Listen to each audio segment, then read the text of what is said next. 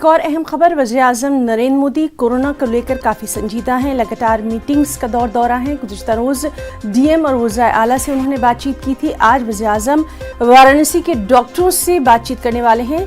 सुबह 11 बजे वाराणसी से डॉक्टर्स, पैरामेडिकल स्टाफ और दीगर फ्रंटलाइन वर्करों से वो बातचीत करेंगे। वीडियो कॉन्फ्रेंसिंग के जरिए ये बातचीत होगी। सीधे रुख करेंगे हमारे साथी विनीत कुमार का। विनीत, काफ़ी अहम माना जा रहा है आज की जो पीएम की बातचीत, पीएम की जो मीटिंग होने वाली है वाराणसी के डॉक्टर्स और पैरामेडिकल स्टाफ के साथ, तफसीलात।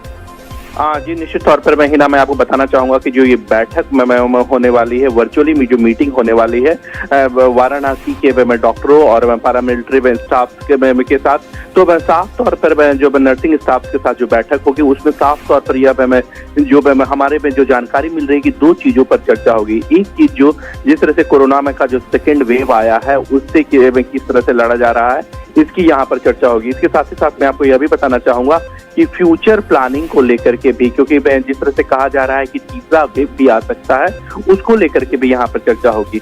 अगर हम वाराणसी के बारे में बात करें तो ये काफी महत्वपूर्ण हो जाता है, क्योंकि वाराणसी जो है वो पीएम नरेंद्र मोदी का संसदीय क्षेत्र है। इसके साथ ही साथ मैं आपको यह भी बताना चाहूंगा कि वाराणसी जो है वो पूर्वांचल के लिए भी काफी महत्वपूर्ण हो जाता है, क्योंकि वहां में पूर्वांचल के लोग जो अगर हम पूर्वांचल के लोगों के बारे में बात करें तो न सिर्फ उत्तर प्रदेश के लोग बल्कि बिहार से भी जो सीमावर्ती क्षेत्र के लोग हैं वो भी वहां पर इलाज करवाने के लिए आते हैं।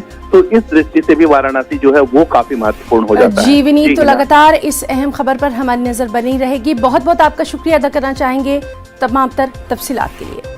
एक और अहम खबर,